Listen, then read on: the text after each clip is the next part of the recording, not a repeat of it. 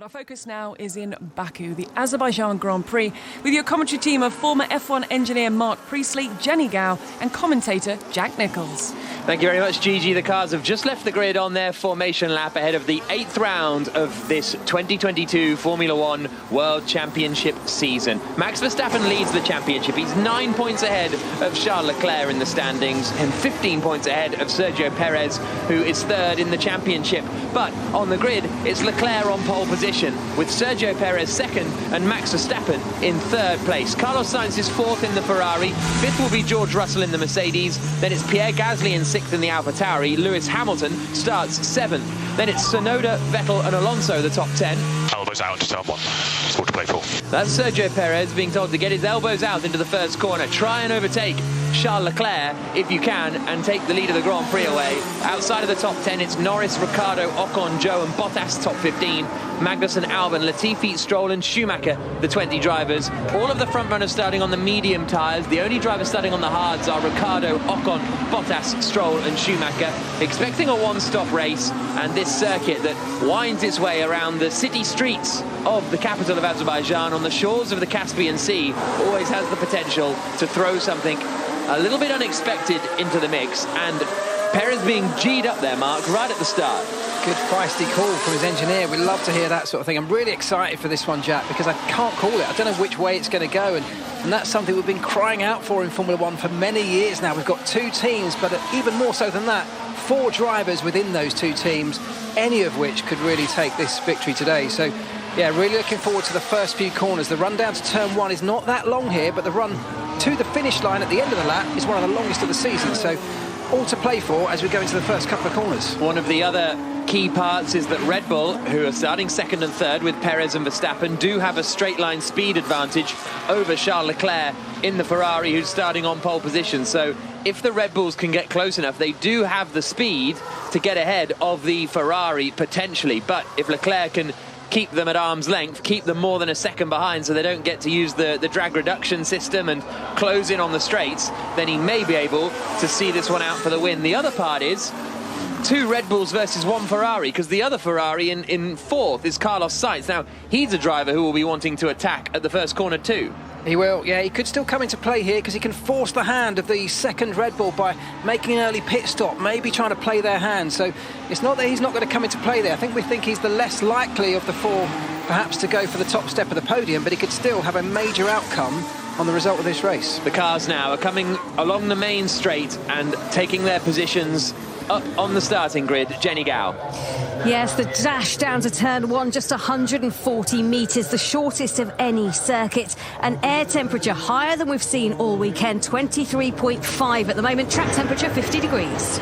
So Leclerc is going to be starting on the clean side of the grid, the side of the grid that all of the cars drive along, basically into the first corner. Although it's a little bit different in Baku because you kind of keep in the middle of the straight all the way down towards turn one. So who is going to get the best launch? It's a 90-degree left-hander at the first corner, as Jenny says, just over 100 metres away from the start line. Then there's another 90-degree left-hander, and then there's quite a long straight up to the left-hander of turn 3. But if Perez gets the launch, he will have the inside line into the first corner. Charles Leclerc has been hemorrhaging points to Max Verstappen in the championship. It's been a 55-point swing over the last 4 races. This is the Ferrari driver's chance to get back into the championship fight. He's starting on pole position. Perez is alongside him. The lights go out and the race begins in Azerbaijan, and it's quite a slow start for Perez as he pulls up alongside, coming into turn one, and Perez sends it and gets through. Sergio Perez takes the lead of the Azerbaijan Grand Prix. Charles Leclerc had a big lockup, and he's under attack now from Max Verstappen. Carlos Sainz is right behind, and then it's George Russell, and Yuki Tsunoda's getting his elbows out and fighting, but Sergio Perez got the better start, took the lead of the race, and now Sainz is attacking Verstappen as they come up into turn 3. He looks to the outside. Verstappen holds the place. Leclerc is second. Verstappen is third. Sainz is fourth. a little look from George Russell trying to get ahead of Sainz, but he remains in 5th position ahead of Pierre Gasly in 6th place. Everybody safely through the first few corners, but that is exactly the start that Sergio Perez wanted. He leads the race. Well, it was exactly what he was told to do, get his elbows out, and he did just that. Went down the inside. Charles Leclerc just overcooked it slightly, trying to defend, locked all of his front brakes up and slid wide, and it was left the door open, of course, for Perez to sail through. It's Verstappen, though, who's coming under increasing pressure from Carlos Sainz, the second of those two Ferraris.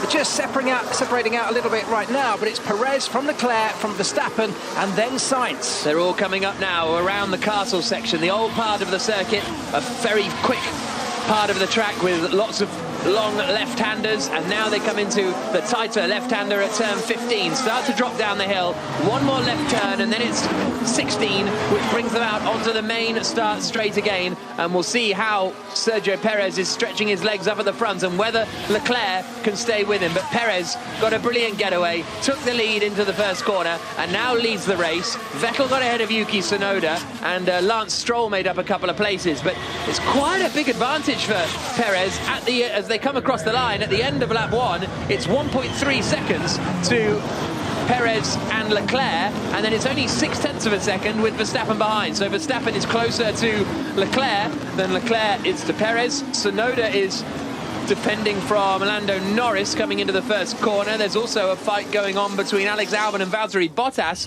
but Perez has the lead and fairly comfortable at the moment. Lap 2 of 51 in the Azerbaijan Grand Prix. Yeah, Perez making great use of that clear air ahead of him. It's Verstappen who's now on the charge and putting Leclerc under pressure. So Sainz dropping back slightly, just slightly from the first 3 cars, but now it's the lead Red Bull from the lead Ferrari, but a gap between the two, and I feel like Verstappen's going to start to really push and put pressure on Leclerc. Perez's initial getaway was not particularly notable. It was Verstappen who got the best start, but then in sort of the second phase of the start, Perez just breezed up and past the Ferrari. It was quite a strange one. He did, yeah. All on the medium tyre, so no tyre advantage at this stage of the race for any of the top 4. And tyre degradation, although it's not a major part of the race strategy plan here, we're looking at a one-stop race in the most part. The Ferraris traditionally this season haven't been the best at tyre deg, so it's the Red Bulls that have had that in their back pocket as a small advantage. So I just wonder how the race, as it goes on, will it just start to favour Red Bull being able to run a little bit longer? Of course, Red Bull have 2 cars right at the very front, as we said, in this race, whereas Charles Leclerc fighting almost single-handedly just a little bit. Yep, and Leclerc is now in second. We're just having another look at his lock-up into the first corner. It's not huge, the flat spot that he got from that, but it will be notable and noticeable for the Ferrari man in second place. Across the line they come to complete the second lap of the Grand Prix. Sergio Perez is out in front, and his advantage to Leclerc grows to 1.8 seconds. Verstappen is still there, just 0.7 of a second back. So pretty soon, when the DRS opens, he may be able to use it to attack Charles Leclerc for second place. Carlos Sainz is not close enough yet in the fight. George Russell is running 5th in the Mercedes, ahead of Pierre Gasly in 6th. Hamilton, Vettel, Tsunoda and Alonso are the rest of the top 10. And then it's Norris in 11th, Ricciardo 12th, Ocon, Zhou, Albon the top 15, Magnussen, Bottas, Stroll, Latifi and Schumacher the 20 drivers. And those gaps at the front could be crucial at the end of this lap. It's at the end of this lap when we'll get DRS enabled, and at the moment the gap from Perez to Leclerc is over 2 seconds. That's too big. The gap from Verstappen to Sainz 1.6, nearly 1.7 seconds, yet the gap from Verstappen to Leclerc, the guy chasing down the second place, the lead Ferrari, Max Verstappen, only 0.7. So when DRS gets enabled, we already know that Red Bull have a straight line speed advantage. When they get onto that long straight out of turn 16, a flat out section, the longest we have anywhere on the Formula 1 calendar, that DRS could well enable Max Verstappen to catapult his way past Leclerc, putting the 2 Red Bulls in prime position for this race. Let's see. Here comes Leclerc now, down towards turn 15, which is the highest point on the circuit, and then starts the drop down the hill towards the Caspian Sea. This is going to be interesting here. Max Verstappen very close behind Charles Leclerc. They're just coming out of turn 16 now. So now it's just flat out. It's all about power unit performance. How much drag have you got on the car all the way down this very long run? And I feel like Verstappen is in a position here to start really putting Leclerc under pressure.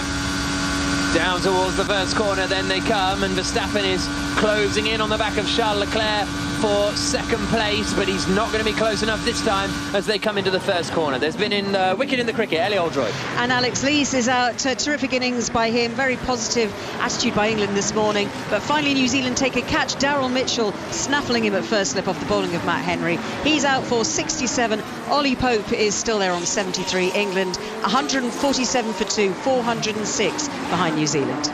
In the Azerbaijan Grand Prix, it's Sergio Perez leading the way, 2.2 seconds ahead of Charles Leclerc.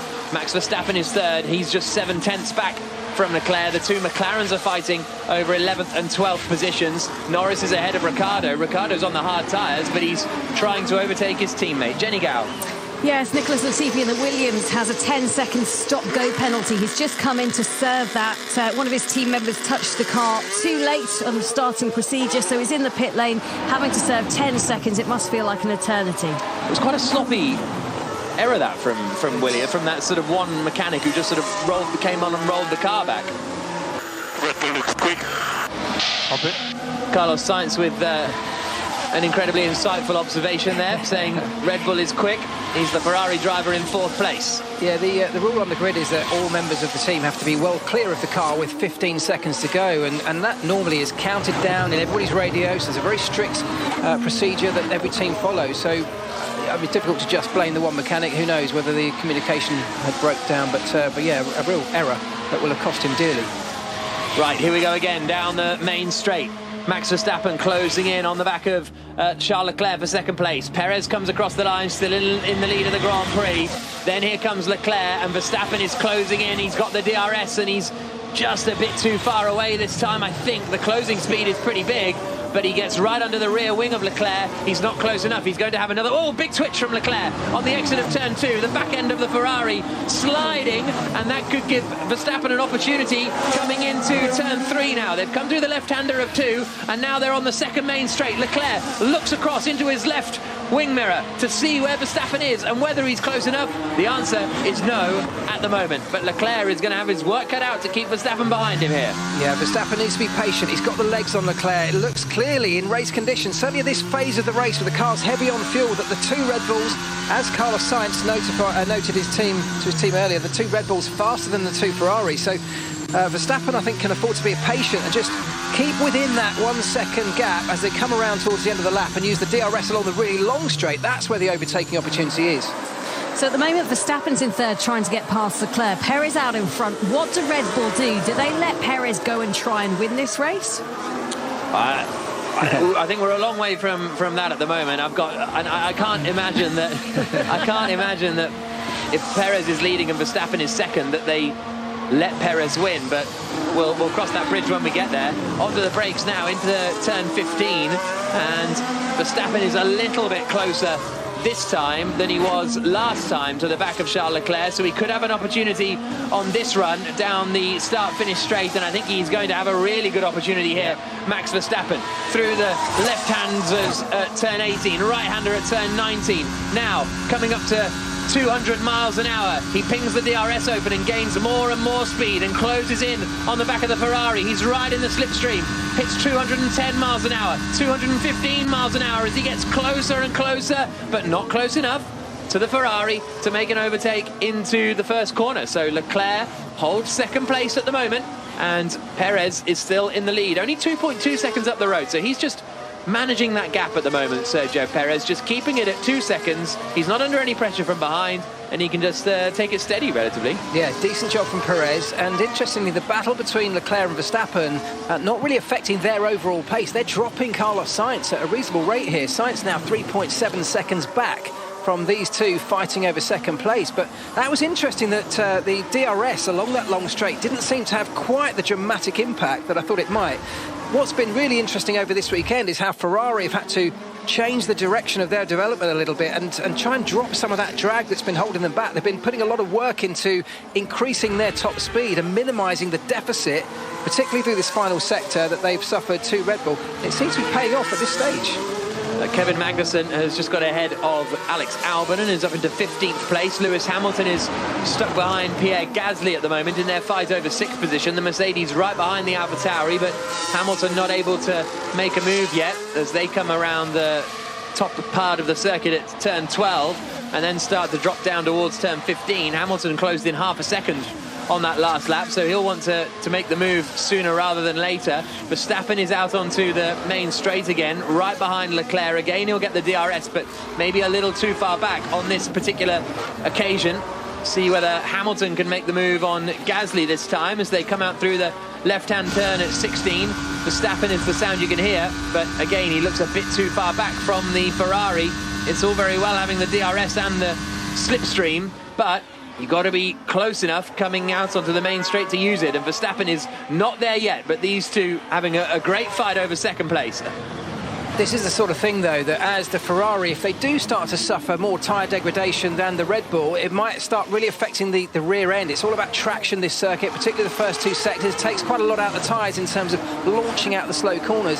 If tyre deg becomes an issue for Ferrari, getting that exit out of corner 16, the final real corner on the circuit, that's the exit that you need clean. You need to be nice and clean and tidy so that you can catapult yourself down the long straight. And only one little error, that's all it will need for Verstappen to really be able to pounce. They are right behind each other. Verstappen right under the rear wing of the Ferrari of Charles Leclerc right now. Yeah, great fight between the Scarlet Ferrari in second place and the blue with yellow flashes Red Bull running in third position. As they swing left now into the tight left-hander at turn 8, the narrowest point on any Grand Prix circuit. And we think Perez in front is struggling with traction.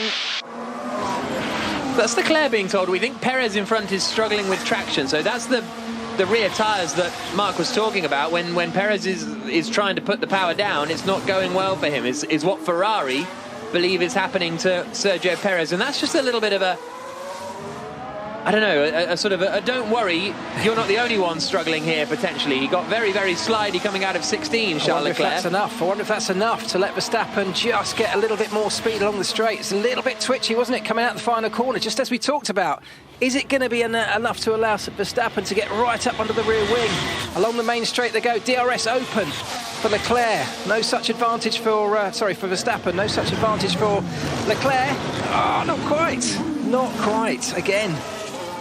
Verstappen still in third position, up behind Charles Leclerc. They come into the left-hander now of turn 2. We'll just see whether he's able to get close coming into the next left-hander at turn 3, which is the sort of the straight is about half as long as the main straight, but it is still fairly lengthy. Perez leading the Grand Prix on lap 8 of 51.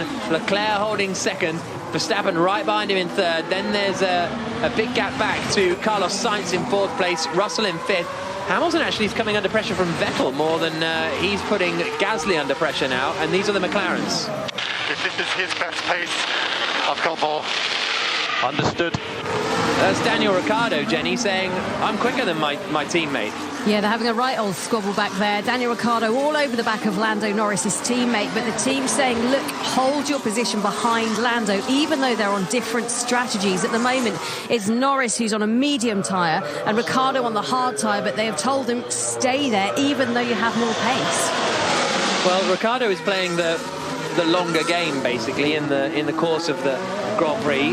When everyone pits on from the medium tyres, Ricciardo will be staying out for longer and doing a shorter second half of the race, basically on his second set of tyres. So even if they let him through, it doesn't really achieve much at the moment, unless they really think that they can catch and pass Fernando Alonso. Race leaders out onto the start-finish straight again. Sergio Perez still 2 seconds ahead of Charles Leclerc. They're all lapping pretty much identically, a 1 minute 48.7 for every single one of the top 3 on that last lap. And Verstappen looks too far back still to make an overtake into the first corner. Lap 9 of 51. We're expecting the pit stops to come around about lap 18, somewhere in the late teens, early 20s. But they're all... Just keep the patience up, Max. Nothing's running away from you up front. The gap is building behind.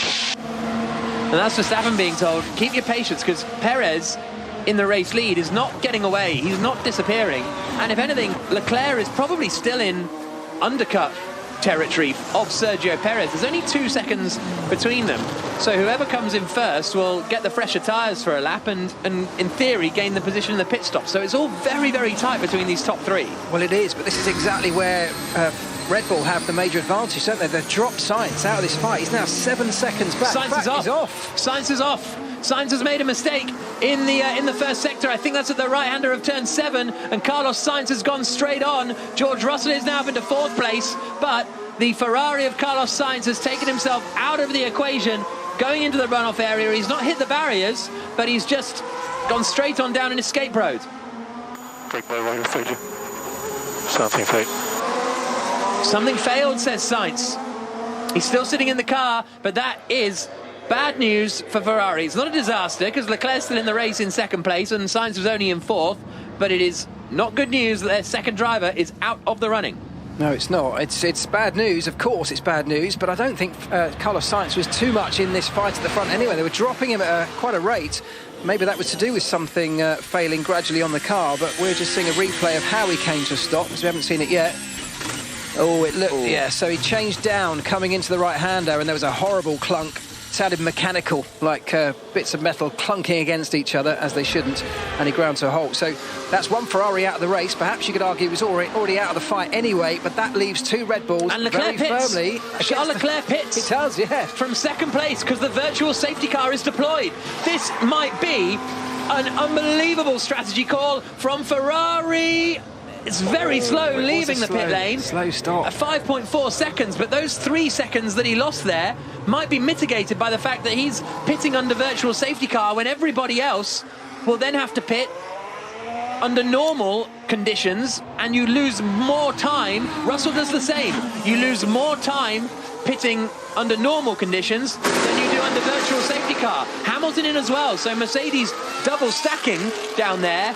And, well, after Ferrari cost Leclerc with some woeful tyre strategy in Monaco a few weeks ago, they might have just played a blinder here, because that was instantaneous, that reaction. Jenny Gao.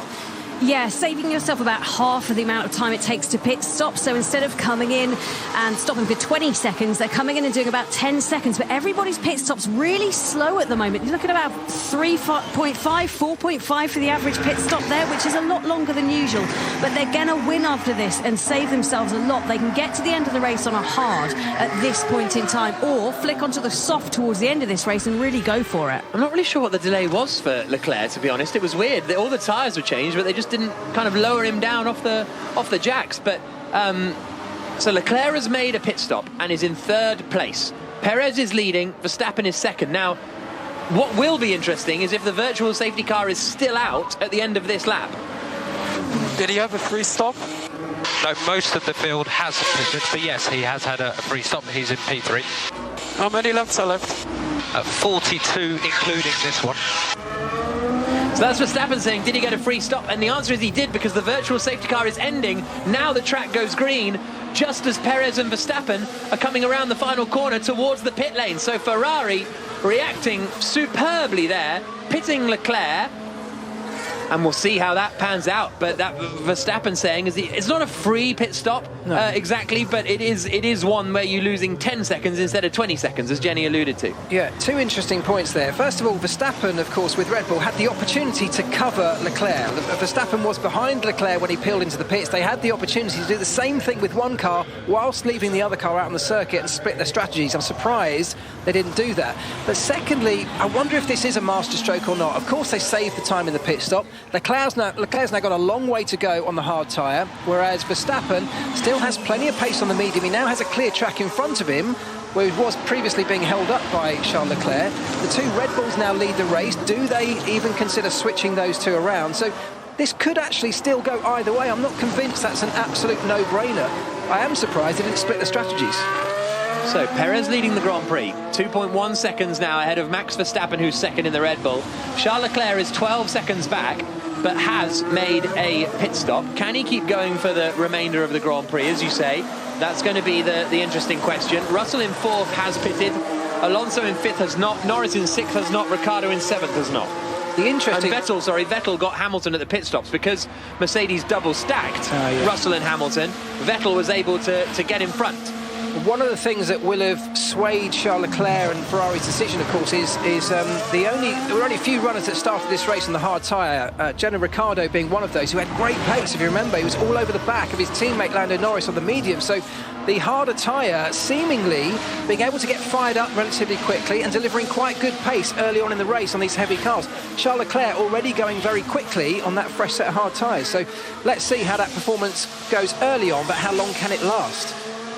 Across the line comes Sergio Perez, lap 11 and 51, the Azerbaijan Grand Prix here on BBC Radio 5 Live. That's Mark Priestley alongside myself, Jack Nichols and Jenny Gao. In an hour and a half, we'll be bringing you full commentary of the Nations League match between Northern Ireland and Cyprus.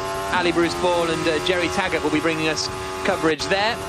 And Lando Norris is ahead of Daniel Ricciardo and now trying to close in on Fernando Alonso for 5th position. The Alpine and the 2 McLarens all yet to pit, Jenny. Yeah, it's interesting just looking at Alonso and Norris. They started on the mediums. Now, pretty much everybody else on a medium starting tyre decided to come in, pit and go out onto the hards. But this is versus McLaren versus Alpine. They're in a really hard battle here. And I wonder if they just got distracted by their sort of inter-team battle and battles to not come in and pit. It seems a strange move for them. And just to let you know that Charles Leclerc's engineer has been on to him saying, look after these hard tyres. That's now the aim of the game. If you're on these hard tyres and switch, you need to eat them out to make them last all the way to the end of this race. Yeah, it's going to be a tough one for Leclerc. Like Mark said to me, it was, wow, is that a genius call from Ferrari? But we won't know until the end of the race, because the teams will know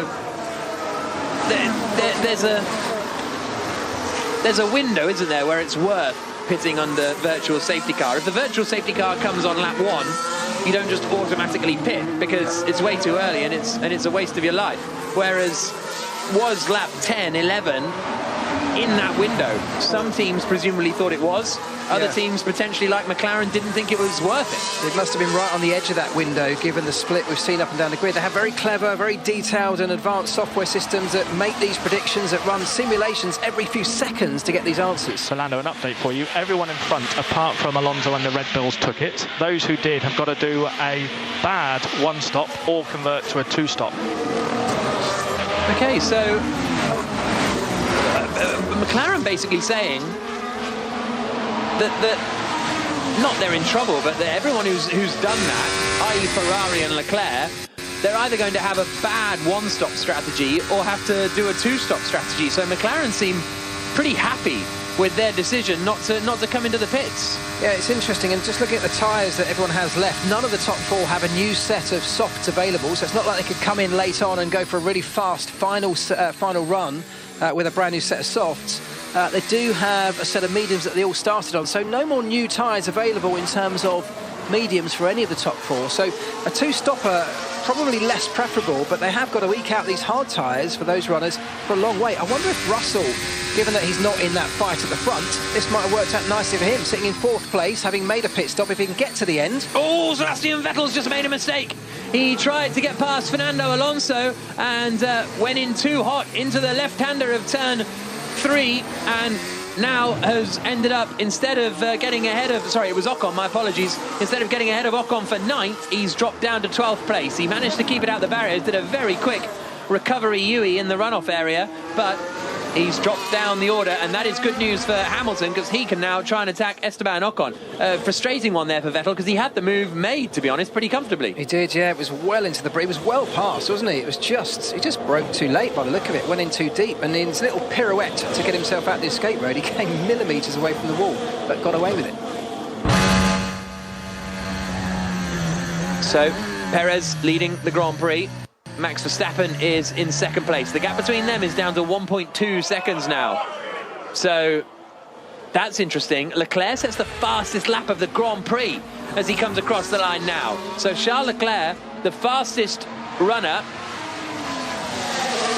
in the top 3, well, on the track, and closing in on Verstappen in front, and Verstappen is only 1.2 seconds back from Perez. So what's going to happen with the Red Bulls now? That's when we turn our attention to potential team orders. Is Perez told to get out of the way? Do they pit him a bit earlier? What do Red Bull do here with Perez leading and Verstappen in 2nd place and Leclerc closing in on them both in 3rd?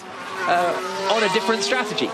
Well, normally what you do is you would give your lead car the prime opportunity to take the pit stop when suits strategy best. But it is an opportunity to switch your drivers around. So if we see Perez drop out of the lead and into the pits for a sort of unscheduled or slightly early stop, that could well be the reason. But the gap now between Verstappen and Leclerc coming down, it was around 12.5 seconds, nearly 13 seconds just after the pit stop, now just over 11 seconds. So those hard tyres at this stage working well for Leclerc, but he has been told to look after them, so he won't be able to keep this pace up for the entire Grand Prix, which is of course where he needs to take them if he's going to do this on a one-stopper. Verstappen, meanwhile, is within a second of Sergio Perez for the lead, so he's going to have the DRS this time as they come out down the start-finish straight.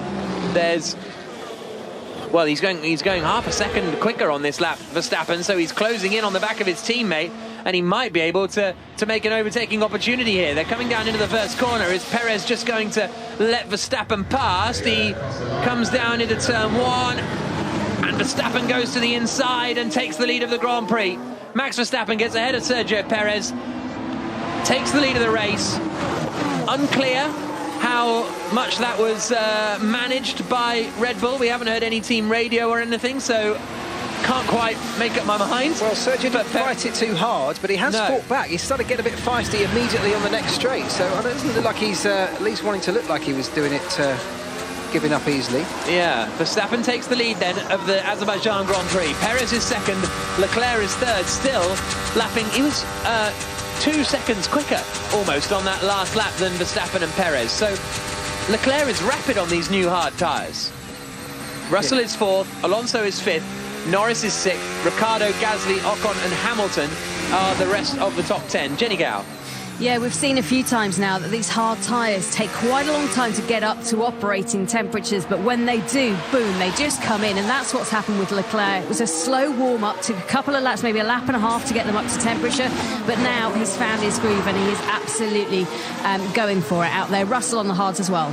Yeah, he really has. I wonder how Lewis Hamilton's feeling. Once again, sort of strategy just not quite falling his way. Having to double stack cost him a couple of places in the pit stop, whereas his teammate Russell, it seems to have worked out really nicely for him. He's in fourth place. He's a long way back from the Ferrari of Charles Leclerc, but he's got a 6-second gap behind him to Alonso. Alonso on the mediums, but Russell having made that pit stop now on the hards, and seemingly they're working quite well for him.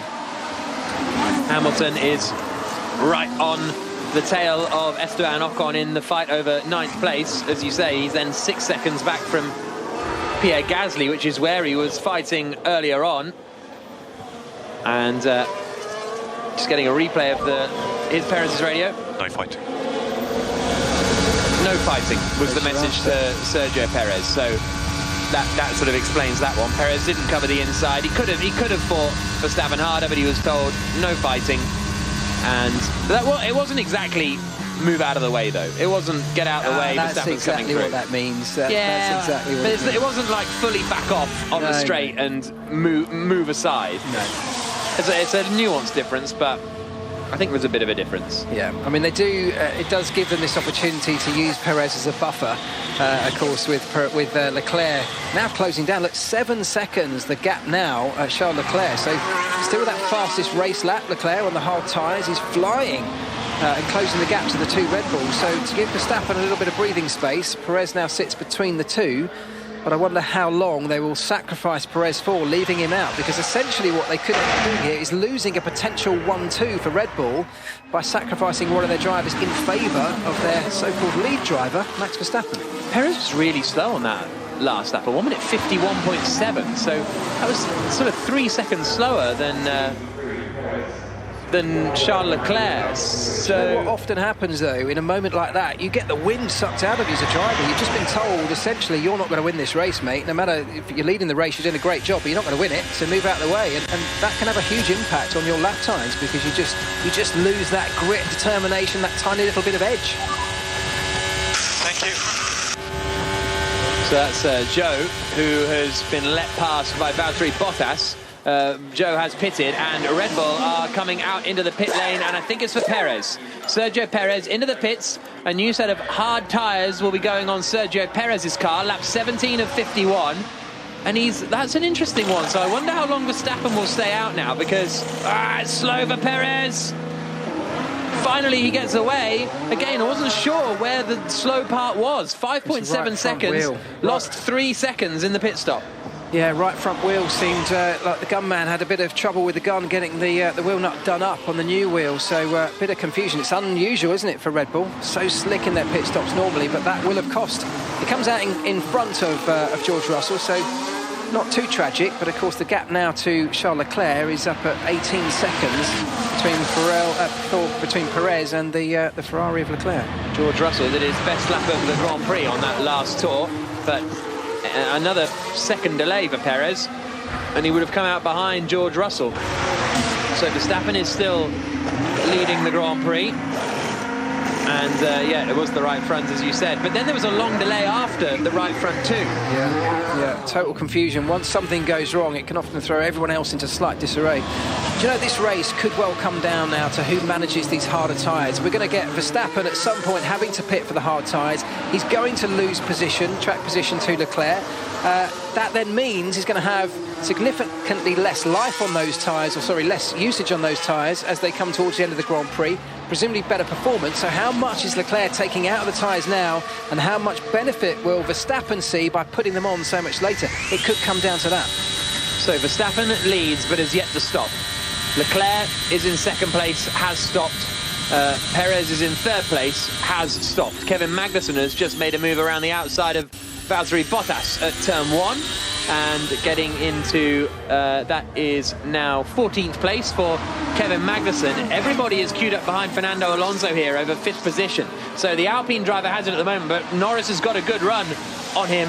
Then these two haven't stopped yet. Alonso, Norris and Ricciardo in this train. 1, 2, 3, and then 4 is Pierre Gasly, who's in 8th place, and he's in the queue as well. But the Alpine is quick in a straight line, and the McLarens are finding it hard to close in, even with the DRS. Norris isn't able to make an overtake on Fernando Alonso as they come into the first corner. Also behind, Esteban Ocon is still holding off Lewis Hamilton. So both of the Alpine cars really, really fast in a straight line, and that means that everybody else can't get ahead of them, and they're kind of rolling roadblocks. Yeah, it's a real trait of that car. They've been consistently one of the quickest through the speed traps all weekend, and that's exactly what we're seeing. When it comes to race day, of course, no matter what lap time you end up generating, if you can hold cars behind you by having that extreme top speed, you can defend or you can overtake. So here goes Hamilton. He's finally going to get Esteban Ocon up the inside into turn 3, and Lewis Hamilton gets into 9th place after following the Alpine around for a long, long time. He's now got to try and find 7 seconds to that previously mentioned Alonso, Norris, Ricciardo, Gasly fight. Obviously, Alonso, Norris and Ricciardo have to pit again. Gasly does not, so Hamilton and Gasly are on the same strategy, and Hamilton was right behind Gasly earlier on. Verstappen is going to come into the pits on this lap then, so he hasn't stayed out a huge amount of time longer. Only a couple of laps longer than Perez. I mean, I don't think he's in undercut danger from Perez, but he hasn't extended it a lot. It feels like they're sort of in no man's land a little bit with a strategy, because they didn't take the option to pit when Charles Leclerc did. There was slight confusion on the right rear wheel of Verstappen's pit stop there. The gunman having to go in twice with the wheel gun just to make sure that nut was tight. Luckily they didn't hold the pit stop up for too long, but you never like to see that, somebody not being 100% sure that a wheel was done up. So Verstappen comes out onto the track again, and he is ahead of Sergio Perez. So lap 19 of 51, Perez sets the fastest lap of the race, but Charles Leclerc's lead is 13.6 seconds. Fernando Alonso pits from that 5th position that he was holding ahead of the McLaren, so that releases the McLarens of Norris and Ricciardo. They've got Gasly right behind them still, but Leclerc is leading. 13.6 seconds is the advantage he has over the Red Bulls. Nobody has to pit again. So now it's just a case of Verstappen's got to try and close that down over the remaining 30 laps. In theory, nobody has to pit again, but the guys who made the pit stop under that virtual safety car do have quite a long way to go on a set of hard tyres. And interestingly, we didn't see much running on the hard tyres throughout Friday practice. We saw the McLarens doing quite a considerable amount of time on them, so they have some data. Other teams, of course, have been monitoring that, but not many people have too much experience on the hard tyre, and yet people like Charles Leclerc have to go a very, very long way on them. So I think it's a bit of an unknown territory that we're going to be heading into. in the closing stages of this race for those guys. Mark Priestley, the former McLaren mechanic, alongside me, Jack Nicholls, and Jenny Gow. Yeah, Norris currently in P5 for McLaren. He's on the medium tyres. That's what he started on. I think he's going to have to come in and pit and go onto the hard tyres pretty soon. And just confirmation, Carlos Sainz out in the Ferrari. They had a hydraulic problem. Okay, hydraulics the problem for the Ferrari team. I wonder a little bit now if they're not letting Ricciardo ahead of Norris is hurting Ricciardo's race. Once the McLarens got into clear air, it feels like that is costing Ricciardo. When they were all in a train earlier on in the early stages of the Grand Prix, then it doesn't really make any difference because everyone will get out of Ricciardo's way effectively. But because we had the virtual safety car and some people pitted, it hasn't kind of worked out like that. So Ricciardo's, I think, just getting compromised really behind Norris. He is, but he'll get freed up in a moment because, of course, we are into that territory now where here he goes. In fact, he's going to get past. Is he? Yes. No, not quite. Almost right up underneath the rear wing of his teammate Lando Norris. But Lando Norris, as Jenny just said, will have to pit very soon. We talked about those one-stoppers who started on the medium tyre having to make their pit stop around lap 18, 19, 20. We're on lap 20 now. So we can expect the lead McLaren to peel into the pits, which will then free up Daniel Ricciardo, and we'll get a first opportunity to see what sort of pace he's got on those harder tyres. That was a bit of a weird one for Ricciardo. It's almost like the DRS seemed to close very early, coming down into turn one. So that's why I thought it was being a bit manufactured and they were swapping places, but then they didn't. It was a very strange one. Let's get an update from the cricket. Ellie Oldroyd. And Joe Root's on 15 already, the England captain, former England captain rather, he's on 16. Sorry to correct myself twice in 2 seconds. 16 not out, Joe Root. Ollie Pope still on 79, kind of slowed down a little bit in the last few minutes since losing Alex Lee's partner in a partnership of 141 for the second wicket.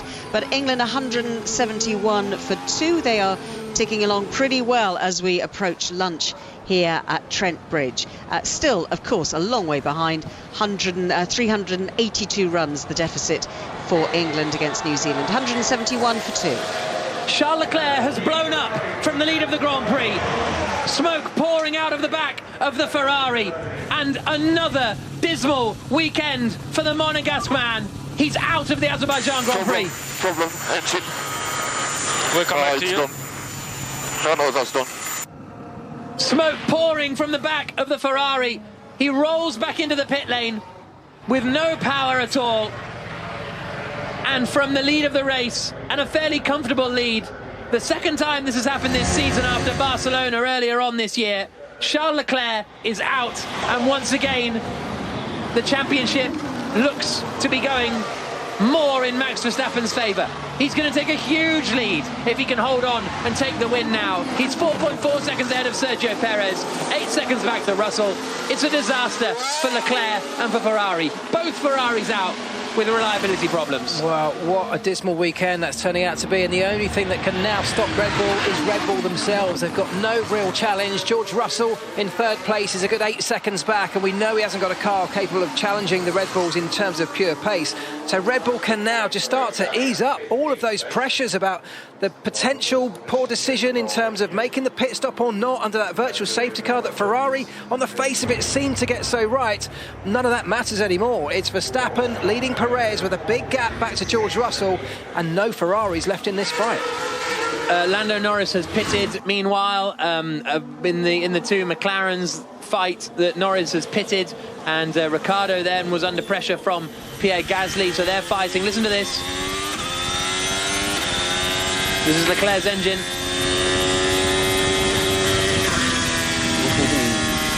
That's not running on all of its cylinders anymore, is it? No. You heard it go, and the power drop. And then the engine switch off. And Leclerc walking back to the pit lane now. And this is turning into quite a remarkable season. A driver with 6 pole positions in the first 8 races, and he is going to be potentially more than 30 points down in the championship fight. Jenny. Such heartbreak, and I just wonder how hard Ferrari were having to run the engine to try and counter the Red Bull pace. We know on a Saturday it's been advantage Ferrari, Sunday advantage Red Bull, and it just seems like maybe they've pushed it too hard. The engine went pop. Absolutely disastrous for Ferrari and Charles Leclerc's championship ambitions. I mean, this is another weekend where Ferrari seem to crumble. Yeah, we talked earlier on in the season, didn't we, about Red Bull reliability being costing them so many points. Verstappen not finishing a couple of races, and how it's turned around. I mean, one of Ferrari's strengths so far this season has been its engine performance, particularly out the slow speeds corners, the punch that engine provides coming out the slow turns. I wonder if, just maybe as Jenny suggested there, on a circuit like this, where they've gone towards this lower downforce setup, dumped a lot of their drag in a response to the top speed that Red Bull has, whether that's cost them. Finally. That's Pierre Gasly saying finally, and those were the cheers from the AlphaTauri garage, because he managed to get ahead of Daniel Ricciardo and is now up into fourth place. Yuki Tsunoda has made a great little move on Esteban Ocon and got up into seventh position, so both AlphaTauris making progress. And wow, really dramatic turn of events for Ferrari. From 2 o'clock here on 5 Live, it's Northern Ireland versus Cyprus, and we can get the team news on that Nations League tie with Ali Bruce Ball. Afternoon, Ali. Good afternoon. Northern Ireland looking for a first Nations League win at the 14th time of asking now. 3 changes from the defeat in Kosovo on Thursday. 34-year-old Trevor Carson's in goal today. Bailey Peacock-Farrell has picked up an injury in training. Paddy McNair returns to the side. He's in for George Saville. 18-year-old Shay Charles starts in central midfield. Important game for Northern Ireland, this one, and a moving occasion at Windsor Park today ahead as well, as the nation pays tribute to one of its footballing greats in Billy Bingham, the former player and manager who died aged 90 on Thursday. Thank you very much, Ali. As I say, full commentary coming up at 2 o'clock, 6:06 later on with Robbie Savage and Chris Sutton as well. So you can get your calls in for that once the match is completed. We're on lap 23 of 51, so almost at half race distance in the Azerbaijan Grand Prix with myself, Jack Nicholls, the former McLaren mechanic, Mark Priestley and Jenny Gow. And so the order is thus: after Charles Leclerc dramatically retired from the lead of the Grand Prix, Verstappen is leading 6 seconds ahead of Sergio Perez in second place. Then it's George Russell in third for Mercedes. Pierre Gasly is 20 seconds back in fourth place in the AlphaTauri. Daniel Ricciardo is fifth, but is yet to pit. Hamilton is closing in on him, and he's in sixth place. So Hamilton has closed in quite quickly on Pierre Gasly, so he's going to be trying to get ahead of the Frenchman before too long. Seventh is Yuki Tsunoda in the other AlphaTauri. Eighth is Esteban Ocon. Ninth is Sebastian Vettel. And 10th, and having a great race, is Zhou Guanyu, the Chinese Alfa Romeo driver. Joe, I'm afraid we have a technical issue. We have to box. I'm afraid. Are you kidding me?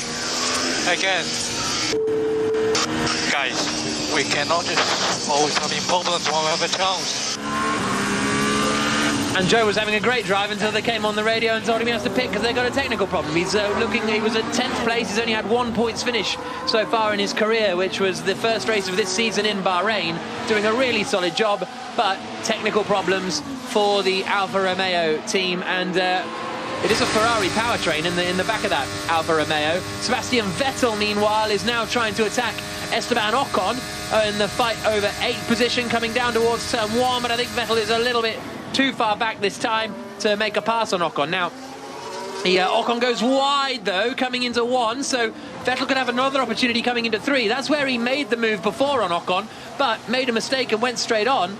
Looped it back around, lost a load of places, but now he's back where he started in all of that, and this is going to be a really good opportunity for the Aston Martin man. Ocon covers the inside, Vettel goes to the outside, laid on the brakes, but he won't be able to get all the way around the outside. I think he turned in a bit early and maybe just nipped the rear of Ocon's car there, but they're still in those positions. Ocon 8th, Vettel in 9th. He's looking racy, isn't he, Sebastian Vettel? It's good to see this from him. Haven't seen it for a while. So, yeah, Sebastian Vettel might be back. The old Sebastian Vettel that we love to watch racing. Good stuff from them. We'll keep an eye on that one. The big loser from this first round of pit stops, or certainly the first real round of pit stops outside of the virtual safety car, was Lando Norris. the field's so bunched up in the middle behind that top four who have a big gap in front. Lando Norris has dropped all the way down to 15th. He was sitting right behind his teammate Ricciardo, who's currently in 5th, and just the point of making a pit stop has catapulted him all the way down the order. He's got a huge amount of traffic in front. Ricciardo yet to pit, of course, so he's going to have a similar issue, but that's a real sign of just how tight it is in the midfield. Yeah, I can't quite work out how it's gone so badly for Norris. It's just bunched up. The field's so bunched that there's no gap for anybody to drop into, and when you run out of tyres, you run out of tyres.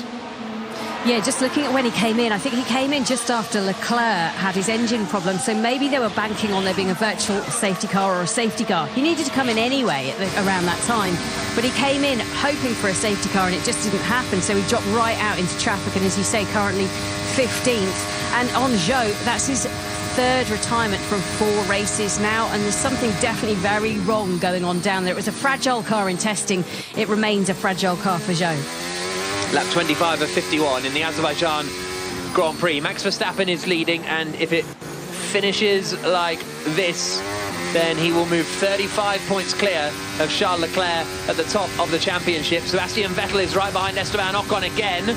He goes to the outside again, onto the brakes, coming into the left-hander of 3, and this time does make the move. Nice move round the outside from Sebastian Vettel, and he is up into 8th place. Ocon is down to 9th. Kevin Magnussen is now in 10th place. But this, forgive me if I bring back sort of bad memories here, but, and maybe this was slightly before your time, but what year was it where McLaren had sort of the fastest car, but it never, what was it, like 2003 or something? It kept blowing up. It kept blowing up. 2003 and 2005, really, we had a very good opportunity to win the championship with Kimi Räikkönen, and it was a series of engine failures in the most part.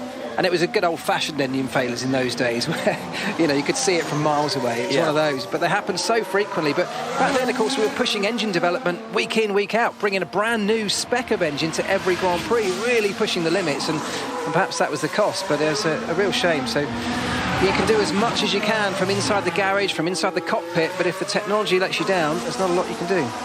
Verstappen leading, 6.7 seconds ahead of Perez in 2nd. Russell is 3rd, 12 seconds back. Gasly is 4th. Ricciardo is 5th. Still out on the hard tyres. Hamilton is now trying to close in on him, coming into the first corner, but he's just a little bit too far away through the 90-degree left at turn 1. Then he heads down into the next left-hander of turn 2, which takes him now down the tree-lined back streets of Baku. And he's very close to the back of Daniel Ricciardo here in the fight for 5th. He should be able to get him here coming into the left-hander. Ricciardo doesn't fight it too hard. Hamilton to the inside, and he's up into 5th place. His next target is Pierre Gasly. I feel like I've been saying that a lot today, but he's never actually got to the back of him. But he is 3 seconds back from Pierre Gasly, who is 4th, and George Russell, who is in 3rd place, is 20 seconds ahead of Gasly, Jenny. Yeah, it's a bit of a lonely race, actually, for George Russell, and I'm sure he is delighted with that. He went onto the hard tyres when all the others did around lap 10, which means if he's not being challenged from behind or from in front of himself at the moment and really trying to track down Perez in 3rd, he can just coast round and save as much tyres as he possibly can and potentially get himself on the podium. He's already had 2 third-place finishes so far this year, Australia and Spain. Can he do it again? I think he's looking dead cert at the moment. But after the commentator's curse I put on Joe a moment ago, I regret saying that. But yeah, Russell is in a very strong position. He's also lapping half a second quicker than Gasly, so he might even be able to have enough of an advantage to pit again. So not even worry too much about saving the tyres and pit again for a new set and not lose any places. So Russell in a strong position in 3rd. Gasly is 4th. Hamilton is now into 5th place. Ricciardo is in 6th. Tsunoda is in 7th. Vettel is in 8th. Esteban Ocon is in 9th, and he is just ahead of his teammate Fernando Alonso. So the 2 Alpines are fighting over 9th and 10th places, and Kevin Magnussen is not too far behind them either in the Haas. The rest of the runners are Bottas in 12th, Stroll 13th, Albon 14th, Norris 15th, Schumacher and Latifi. The top 17 out, Joe, Leclerc and Sainz. Ocon moves out of the way effectively, and Fernando Alonso comes through. Down into the first corner, Alonso gets ahead of his teammate and up into 9th place. And now that Lewis Hamilton has freed himself up by overtaking Daniel Ricciardo, he's actually got some pace. So Gasly is his next target, as Jack has said. This could end up being a really strong result for Mercedes, given where they qualified, which was difficult, particularly on Hamilton's side of the garage. They haven't looked the strongest that they've looked all season at this particular racetrack, but they could still yet rescue a best of the rest result, couldn't they? Yeah. I think Gasly will be a bit of a tough one. Norris is making his way past Alex Albon and getting up into 14th place. But Gasly's been quick all weekend, and he did out-qualify Hamilton legitimately. He wasn't too far behind Russell, I don't think, in qualifying. No. Good straight line speed as well, which, of course, we keep saying is crucial along here. It was just a tenth of a second that Gasly was behind Russell, so I think it'll be tough for Hamilton to get Gasly, but no doubt he'll try. Sound you can hear is Kevin Magnussen coming up now in the Haas car over the crest of the hill and then over down the other side into turn 15 as he tries to get ahead of Esteban Ocon for 10th place and the final points paying position as they come underneath a load of fans hanging out on the balconies. There's quite a lot of balconies actually over this track in Baku, so a lot of good viewing points. I think McLaren are going to be one of the most upset from this sort of, what do we call it, lead of the midfield pack, because we've got Ricciardo in 6th, but he's still got a pit, so he's going to drop right out of that fight. That's going to leave the Alpha Tauris in a really strong position, with Gasly currently in 4th, Tsunoda in 7th. Tsunoda will move up to 6th when Ricciardo disappears. So both Mercedes and Alpha Tauri really maximising results after potentially mixed bag of qualifying. Just looking at a battle for 4th, Gasly and Hamilton. Was it Imola that Hamilton was stuck behind Gasly for most of the race, just couldn't get past him? It absolutely drove him crazy, so that's one to watch. And also, which would you rather have? We remember this at the beginning of the year, we said, would you rather have a reliable car that went slowly or an unreliable car that was fast? And I think that question is kind of probably apt right now, isn't it, with Charles Leclerc having to retire in the Ferrari from P1? Yeah, but we were asking it about Red Bull back then, probably. I know. Yeah, true. Lando Norris gets ahead of Lance Stroll and up into 13th place. So that is what? That's only the second Ferrari reliability thing, isn't it? So Spain and Baku here were reliability issues from the lead. Verstappen had Bahrain and Melbourne, where he retired from strong positions with mechanical retirement. So it's kind of 2 for 2 now between the pair of them. Let's bring in the BBC's chief Formula One writer, Andrew Benson. Good afternoon, Andrew. What would you like to say to me? Hi, Jack. Well, the producer asked me to come on, so I thought I better have. I mean, I think looking at Ferrari sort of taking a step back here, if people remember what happened, Leclerc had his engine failure in Spain, and they traced that, they didn't say immediately what went wrong, but they traced that back at the factory to an MGUH and turbo failure, which they said was not a design fault or a reliability issue. They haven't explained what that actually meant yet. But what that's effectively meant, because Leclerc's not taken another new engine element since then, they've effectively had to combine the parts from 2 different engines. The first engine that he started the season with and the second engine that he took in Miami. And which is quite early for a new engine, by the way, anyway. So here's some radio. Hamilton saying his back is killing him. We'll talk about that in a bit, because that's to do with the bouncing. In fact, Kevin Magnussen is just about to attack Esteban Ocon for 10th place, but we know how slippery that Alpine is in a straight line, so we can't quite make it through. So yes, early engine troubles in this season already for Ferrari, Andrew. Right, so they've presumably taken the turbo and MGUH off the first engine and put it onto the second engine rather than fitting a new engine, because he's already at 2 engines, so he's looking at an engine penalty down the line anyway. So this is not just a huge blow in terms of just basic championship points, but it raises questions about that strategy with the engine. Were they right to do a kind of cut and shot, if you like, which is slightly painting a vulgar picture, because these are highly sophisticated technical components, obviously, and they should be interchangeable. But was that a right decision, or should they just have taken that new engine for this race where straight line speed performance is so important? And also, what does it mean going forward if they've had 2 engine failures in 3 races? That's really quite alarming, as on top of an early engine change in the first place, even if that was for performance reasons. And Andrew, do you recall a time or a season in the annals of Formula One where the driver who takes all the pole positions is 35 points off the lead of the championship after 8 races and can't convert any of them into wins? Well, not the exact mathematical picture in terms of 35 points. No, but this kind of vibe. Yeah. It's beginning to be reminiscent for me of Renault's season in 1982. Slightly confused because eventually the Ferrari became the fastest car that year. But in 1982, Alain Prost and René Arnoux took a string of pole positions, led loads of races, and they just kept breaking down. And they never quite featured in the championship fight, even though it was kind of like a championship everyone was trying to lose, if you like, the way that season unfolded. Because the car just kept failing. As it happened back then, it turned out that there was a Histamore radio. Max, last lap was a 47.5. What's 1, 2, or 5? That's close to 48.0, right?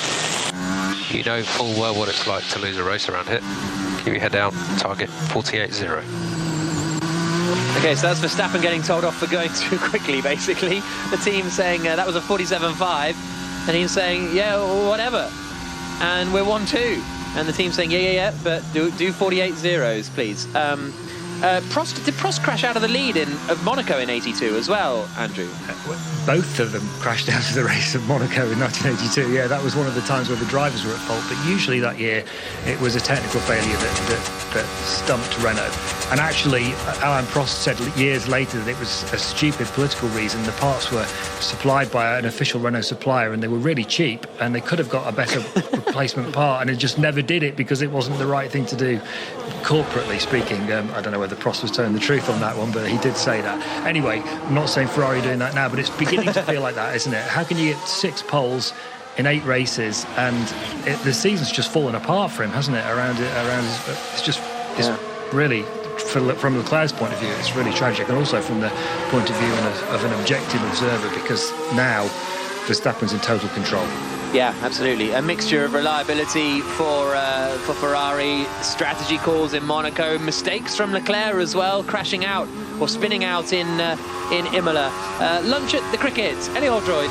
Yes, it's been a fruitful morning session for England. They are going into lunch at 195 for 2, so 105 runs and just the 1 wicket in the session. Alex Lee's out for 67, but Joe Root's on 35. Ollie Pope is on 84. Root, difficult drop just before lunch, but he will be happy about that. And Ollie Pope walks into the pavilion to the applause of the fans here at Trent Bridge. England 195 for 2, still 358 runs behind New Zealand. Thank you very much, Ellie, and of course we'll be keeping you up to date with the cricket for the rest of the day. Someone who on hashtag BBC F1, Brendan, points out 2002 when Pablo Montoya took 5 pole positions in a row from Monaco all the way to the French Grand Prix and won none of them that season. In fact, he didn't win a race all season, Montoya, and had 7 pole positions that year. So similar vibes there. And that was a year that Schumacher absolutely dominated the championship, but Montoya took 7 poles in 17 races. I think it was interesting, the call we just heard to Verstappen to sort of moderate his lap time and effectively knock over a couple of seconds off his previous lap time, bringing it down to 1:48. Now, you might think, well, that goes against everything that Formula One stands for. These should be the fastest cars, the fastest drivers, pushing to the limit all the way through. But, of course, they've got no challenge now. Ferrari have disappeared from this race. They just now need to see these cars through to the checkered flag. And this is, don't forget, the fastest that any Formula One car goes at any point throughout the season. Certainly the fastest that these cars have gone at any point in their 2022 life. OK, Kev, it's starting to get critical that we get past Ocon. So that's Magnussen being told it's starting to get critical that we get past Esteban Ocon. Magnussen has pitted, Ocon has not pitted, so I'm not sure why it's so critical to be well, I guess because Norris is on his way. Yeah, Norris is going quickly in the McLaren in 12. That's right. Norris is starting to close and seems to have a bit of run of pace, so that's the threat from behind. It's the Alpines that seem to be a bit of a cork in the bottle, no matter where they are on the circuit. They don't, as I said earlier, they don't generate the lap time necessarily, but they are very quick in a straight line, so very difficult to overtake, which is your perfect race setup. But if you're stuck behind one, that becomes increasingly frustrating. The point I was just making was the speeds that the cars get to along this circuit means that given that we have fixed gear ratios now in Formula 1, it's not like the olden days you could just adjust your ratios to suit the circuit. They are fixed, so when you start reaching these maximum speeds that we see here, the engine starts to spin that little bit faster, it starts to get put under a little bit more pressure. Oh, Magnussen slowing down. Kevin Magnussen on a good run, and the team saying it was critical he got past, but now the Haas has broken down. Ferrari engine in the back of that Haas, so don't know what the issue is, but Magnussen pulls off the circuit. Yeah. Okay, we need to slow. Okay, Kevin, you stop the car, stop the car, stop the car. Engine gone for Kevin Magnussen in the Haas. The Ferrari power unit letting him down. Of course, with the customer teams, it's very difficult to know exactly whether it is related or not related. This could be a full safety car potentially, because Magnussen's pulled off at a service at a sort of exit point on the track, but there doesn't seem to be much room where the exit point is, because there's a vehicle there blocking it, yeah, which sort of seems to go against the point of an exit point. But yeah, we'll have to see. But yeah, worrying times for anybody with a Ferrari engine, because it was another big blow up, wasn't it? Smoke pouring out the back of that Ferrari power unit. So yeah, worrying times for anybody with one of those power units. Certainly worrying times for Ferrari, and it's a virtual safety car that we've got, so neutralising the field. Everybody slows down to a set speed limit. Verstappen pits. Max Verstappen comes into the pits from the lead of the Grand Prix under the virtual safety car to come off the hard tyres onto a brand new set of hard tyres, and that will see him to the end of the Grand Prix. No trouble at all. Sergio Perez pits as well, so Red Bull continuing their stranglehold, I suppose, on this race at the moment. They've got it comfortably in their pocket, to use another metaphor, and Perez pits onto a new set of hard tyres, and he heads out onto the circuit now. Virtual safety car deployed to clear Kevin Magnussen's car. So Verstappen leads, Perez second, George Russell is third in the Mercedes, and he's coming into the pits too. Pierre Gasly is fourth. We'll see what happens with your Gasly's and your Hamiltons and your Ricardos and your Tsunodas. That mid-pack is going to be quite interesting when it comes to the pit stops. Is anyone going to fancy coming in again? This is good news for Ricardo, actually. Yeah. If Ricardo can make it in, because he hasn't made a pit stop yet. So this could bring him out potentially in front of his teammate Lando Norris and on some fresher tyres. So we'll see. Ricardo he's still coming down the back straight. Virtual safety car deployed. Hamilton pits from fifth place, whereas Gasly does not. Gasly so that's interesting. Could he? Gasly couldn't pit because he would have then given up track position to Hamilton, who was very close behind him. Hamilton has the gap behind because he knows Ricciardo's pitting. Ricciardo doing so right now. So that puts Hamilton onto the fresh tyres. He's got to now chase down Gasly again, but Gasly didn't have the same opportunity. So there's going to be a tyre battle, an offset in performance with the tyres come the end of this race. And Hamilton could yet start to chase down the two AlphaTauris as he comes out behind Tsunoda with Gasly in front of him. Two AlphaTauris between Hamilton and Russell, and that elusive fourth place. He was only 2 seconds back from Gasly when he pitted Lewis Hamilton. Ricciardo has pitted. We'll see where he emerges in a moment. Ocon's into the pits and Bottas is into the pits. It's another slow stop for Red Bull, 4.4 seconds, which is so un-Red Bull-like, and it was the left rear this time, but the new wheel going on once again, just not going on cleanly. Ricciardo had a huge lockup as he braked down to get to the speed limit in the pit lane, and Ricciardo has come out in front of Norris on a set of medium tyres. So interested to see what Ricciardo can do in the second half of this Grand Prix. Before that, the strategy wasn't really working out for him, but the virtual safety car has played into his hands. I guess it balances out because they all pitted in the first virtual safety car, and Ricciardo couldn't afford to, so now he's pitted in the second virtual safety car. It's almost the way they'd kind of planned the race. It's just that he's managed to benefit from the virtual safety car with Ricciardo saving a bit of time in his stop. I think the interesting one is going to be the Mercedes battle with AlphaTauri. Huge tyre offset between Hamilton and Tsunoda and Gasly in front. 24 laps on the tyres of both AlphaTauris, just one lap on a new set of hards for Lewis Hamilton. So can he chase down the two AlphaTauris and bring himself right up beneath the rear wing of his teammate George Russell, making what I guess would be classified as a really strong, almost the perfect result for Mercedes. If they can finish behind the top two Red Bulls, that would be a great outcome. bit of a weird thing here. That the exact problem we were talking about with Magnussen's car is that they've got that vehicle there, so they can't actually get the car off the track properly. Well, the problem is the car's probably in a safe position, but that exit or entry point is now blocked if they need to get marshals and a recovery vehicle onto the circuit. Yeah. So it's certainly not ideal, is it? No, absolutely not. When Kevin Magnussen got out the car, it actually started rolling away, and he was to the marshals, hey guys, come over here, help me, the car's rolling away. So race over for Kevin Magnussen. We'll see whether, the virtual safety car is ending, so race control happy with all that. So the race goes live once again. Oh, big lockup you heard there from Yuki Tsunoda. That is not going to help his chances of keeping Hamilton behind. Race is underway again. Verstappen leading, Perez second, Russell third, Gasly is fourth, Tsunoda is fifth, Hamilton is sixth, Vettel is seventh, Alonso is eighth, ninth is Ricciardo, 10th is Norris. Is that Tsunoda ahead of me? A-firm Lewis yet to stop. And we are seeing degradation on that hard tyre. Expect at least 1 second advantage, if not more. So that's Hamilton being told Tsunoda's yet to stop. I think he has stopped Tsunoda. They mean he hasn't done another stop, so he's on the old tyres and going to go to the end on those ones. So we'll see what Hamilton can do here, Jenny. And we heard his radio message earlier on, didn't we, saying his back is killing him. Yeah, obviously the car has been bouncing around. It's been the story of his weekend so far. He had miserable practice sessions and said his back was pretty much destroyed. The car is still bouncing. They say it's not porpoising, it is just bouncing because of the effect of the track being bumpy, but it's bouncing more than anybody else's because of the ride height of that car, the setup that they've had to take to try and get him to go fast enough. So this is going to be uncomfortable for Hamilton now. 36 laps in of 51, and he's got to chase down Tsunoda and Gasly again. Yeah, exactly.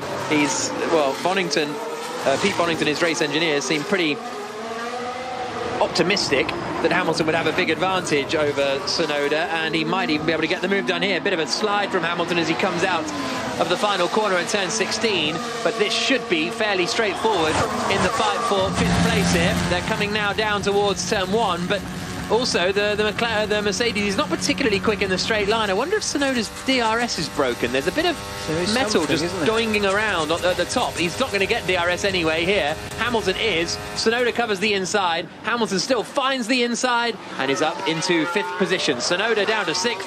Vettel is now charging in to the back of Tsunoda, but Vettel hasn't pitted either, so it's a solid run actually from Yuki Tsunoda in sixth position. His best result so far this season is a 7th place, which he picked up in Imola at AlphaTauri's home Grand Prix, basically only 20 minutes or so down the road to Faenza. And 6th is his best ever Formula 1 result, Tsunoda. No, I lied. 4th in the last race in Abu Dhabi was his best Formula 1 result, Tsunoda. What we are getting is a little insight here into what might have happened with that strategy that Ferrari put Leclerc on, that early pit stop under the virtual safety car, going onto the hard tyres. Starting to look like now that may not have made it to the end of the race, or if it had, it would have been severe degradation. They're talking about 1 second in terms of tyre offset between a new set of hard tyres and the set that done 24 laps on the AlphaTauri. So that was the same point that Leclerc stopped. So Verstappen's decision not to pit, or Red Bull's decision not to pit at that stage, maybe not looking quite so silly now.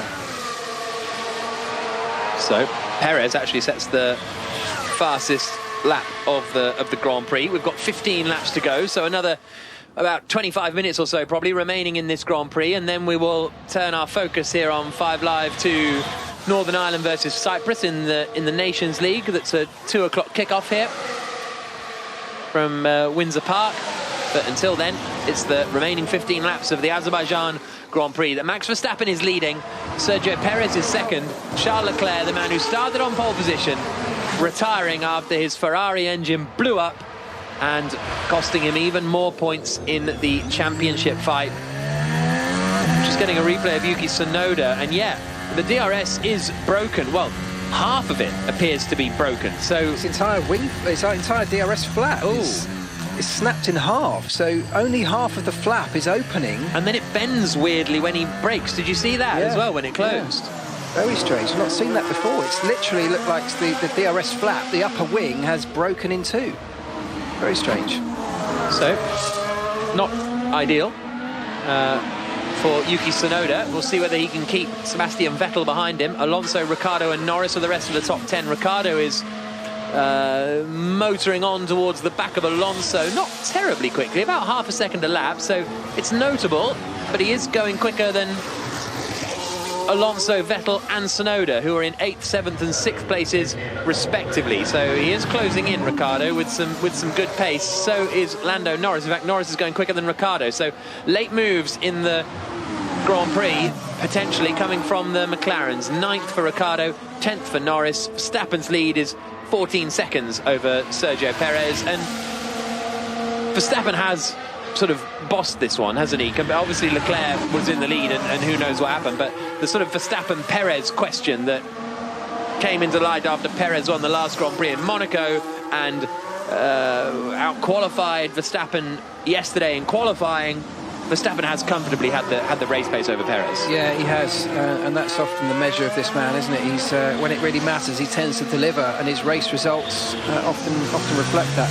I just want to go back to what Jenny was saying about Lewis Hamilton and his back and the bouncing and really feeling that from inside the cockpit. There are a couple of things. First of all, this is a very bumpy circuit. It's a street circuit, so it is very bumpy. The cars do bounce their way along, but also the 2022 cars are a lot stiffer than the cars from 2021 and in the prior era of the sport. We've got these very sort of much lower profile tyres which don't have anywhere near the squash that the old ones used to have, and so the car has to run a lot more stiffly in terms of its suspension to keep this ride height stable, because there's so much underfloor downforce being produced where they need a stable aero platform.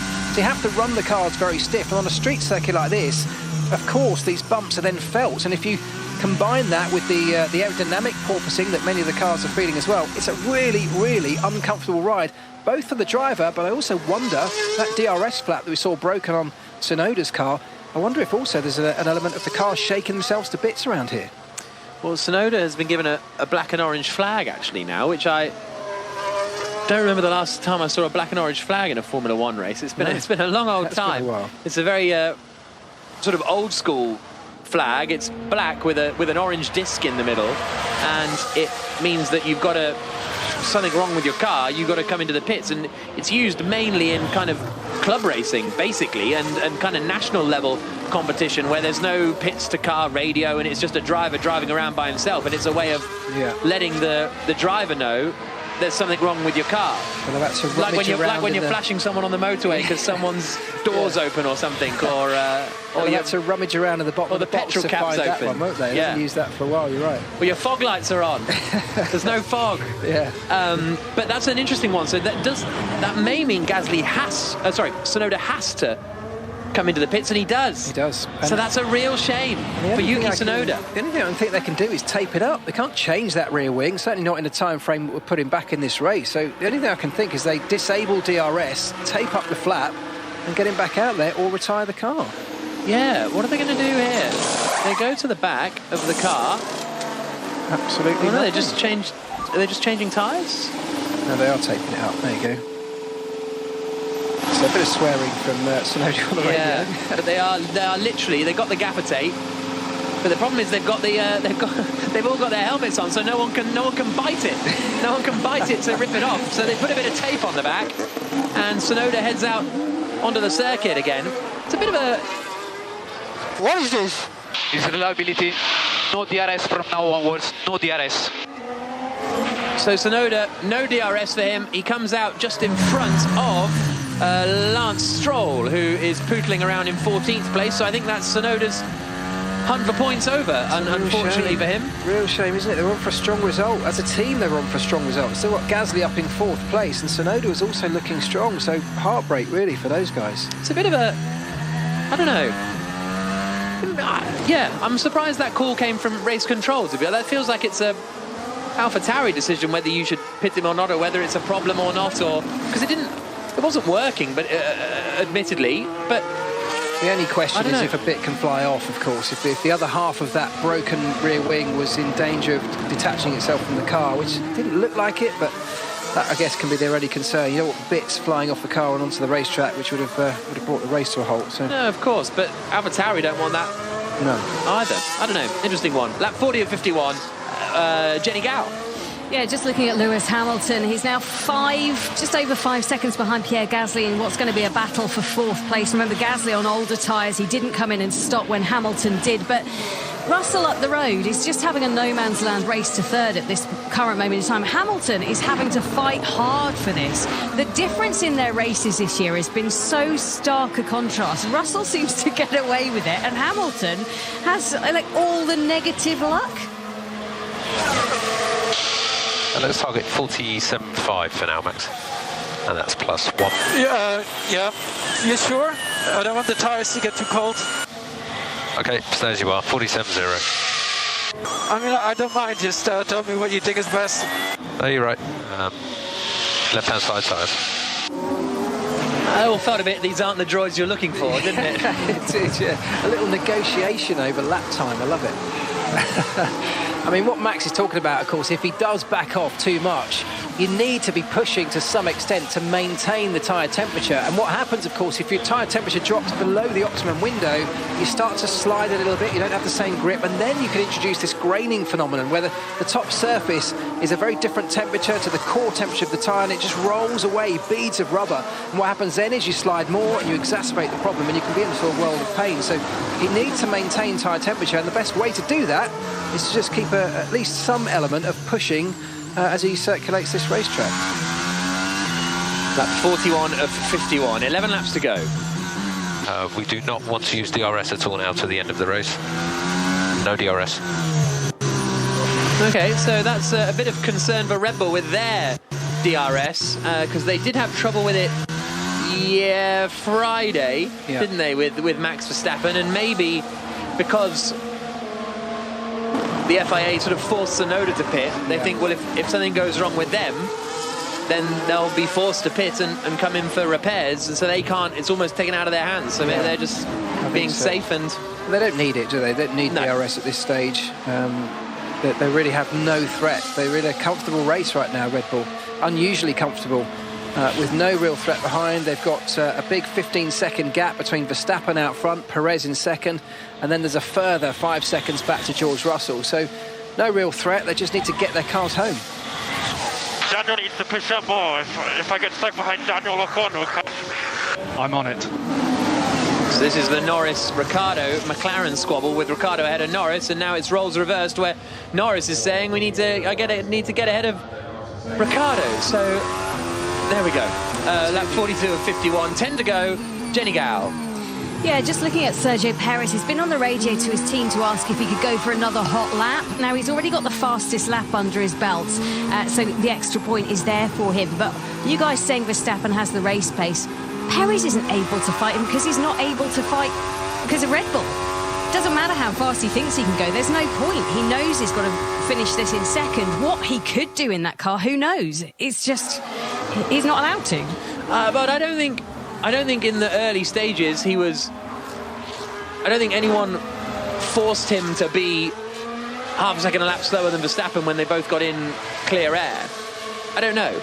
And I feel like no one's forcing him to be 15 seconds back from Verstappen after Verstappen overtook him on track. I think that's the difference, I think. I think you often see drivers, even if they are the second driver in inverted commas, if they've been asked to let their lead driver through, quite often what you'll see is just out of pride, you'll see them chasing the first driver down, won't you? Staying under the rear wheel just to let everyone else know. Making the point. Exactly right, and he hasn't done that. But look, I think Perez knows where he sits. He's had a solid weekend, and look, this is the perfect result for Red Bull. Yeah. They have not only got both of their cars up front on merit, genuinely on merit, but also they've now lost any threat they did have from Ferrari, both cars dropping out of the race. I think they've played this well. I think that if the race had played out without losing Leclerc, I think Leclerc would have potentially suffered on those tyres. Yes, we had another virtual safety car, which would have given him an opportunity to make a second pit stop with a little bit less of a penalty.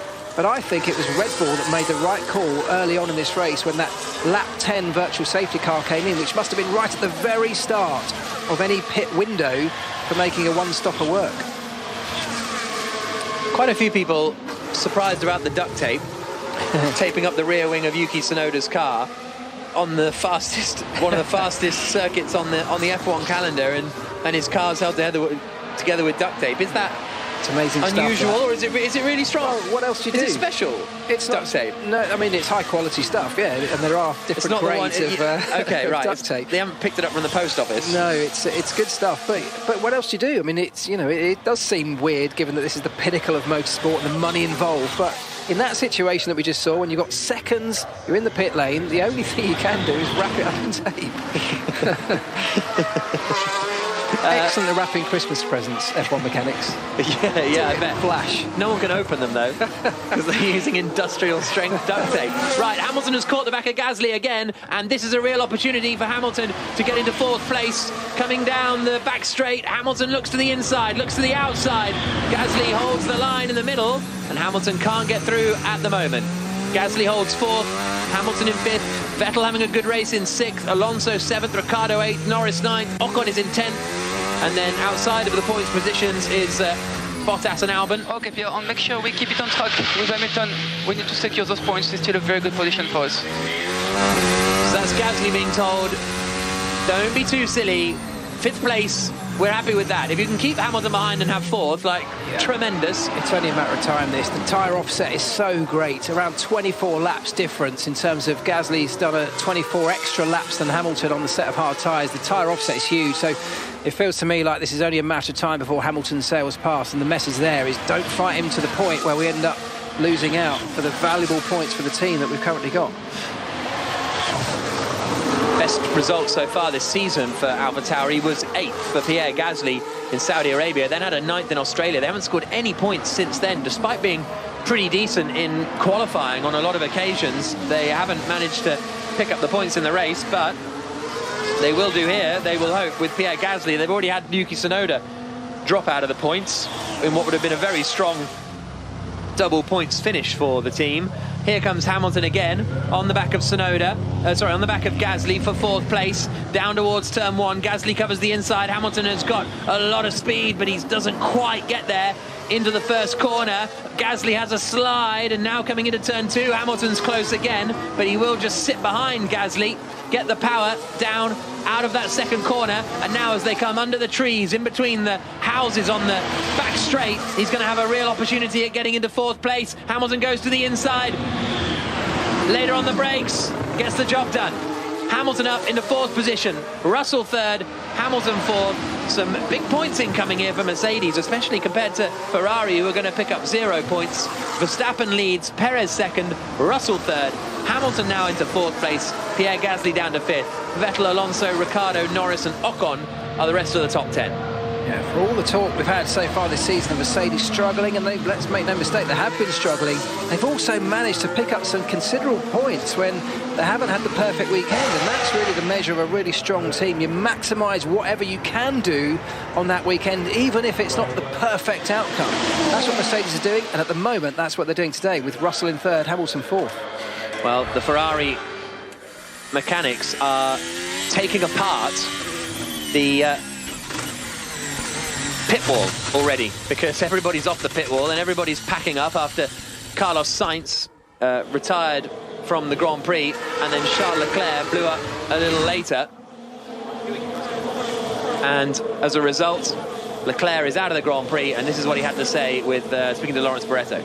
Hey Charles, even after that tough start and that moment later on, you took a positive and you were leading the race. It must be frustrating then to have lost out.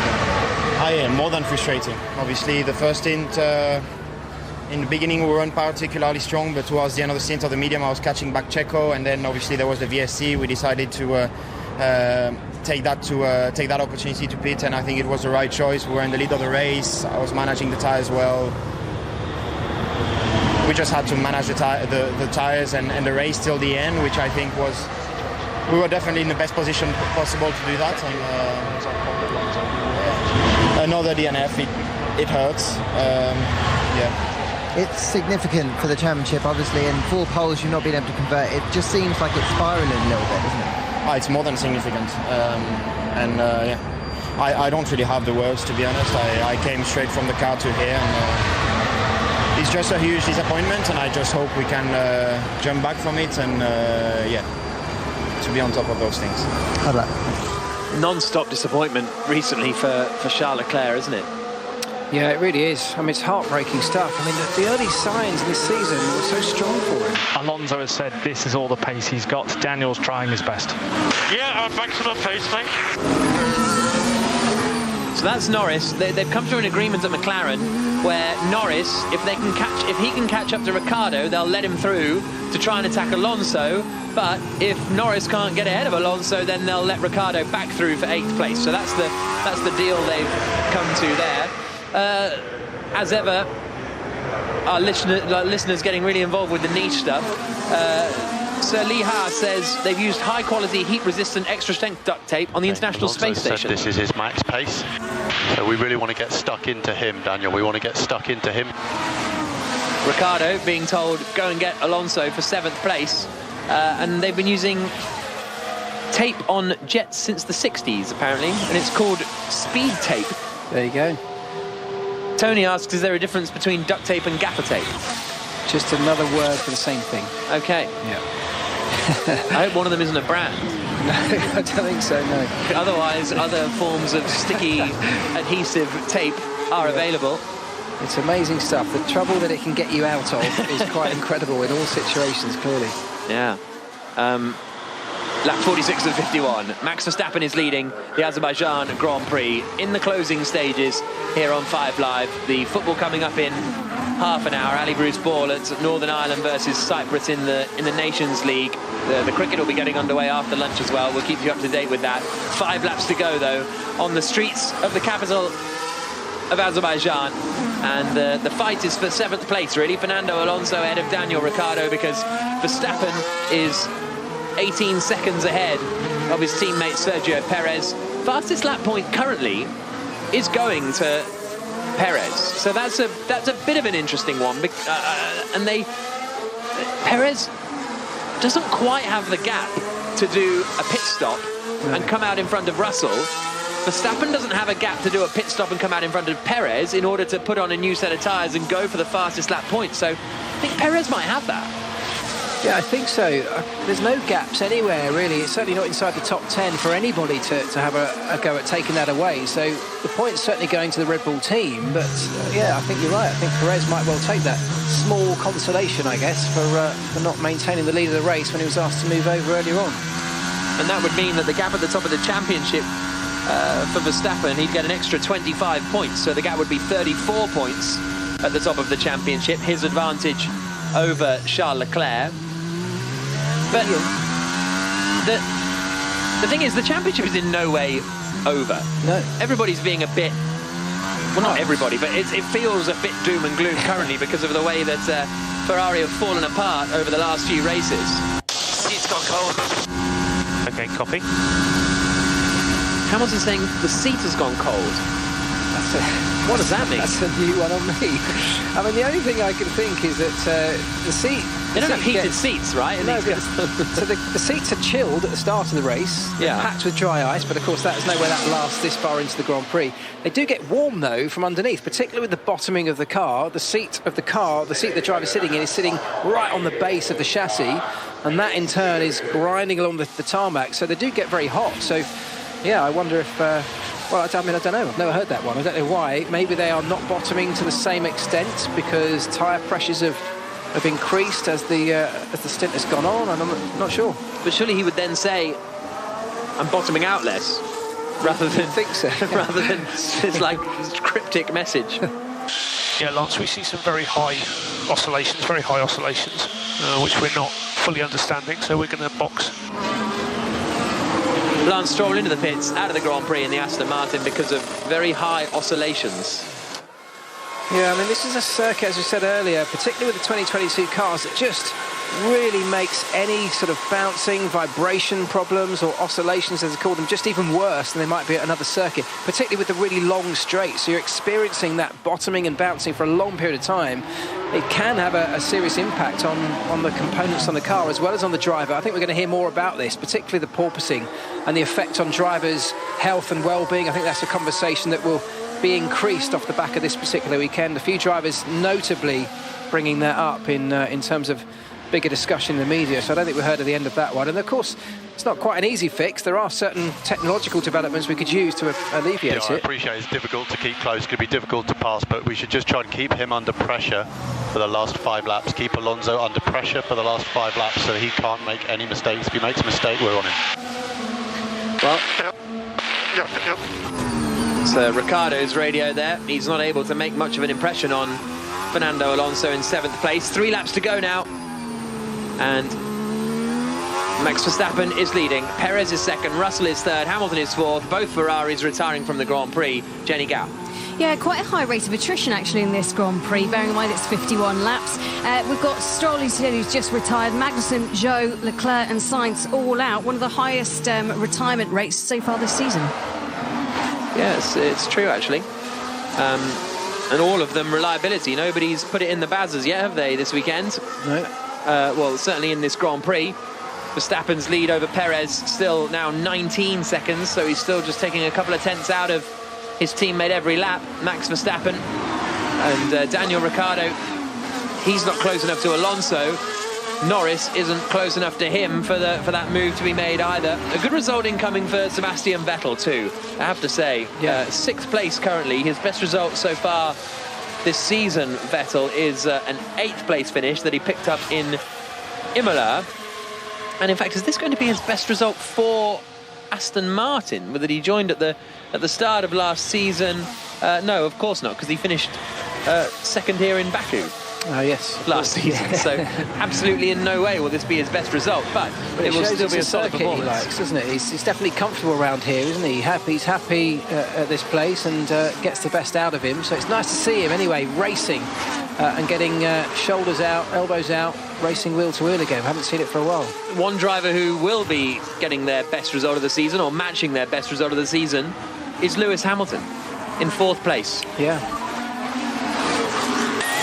On the braking, I think turn 5, I felt something fall between my feet, a tiny piece. I mean, everything feels normal. Yeah, copy that, Max.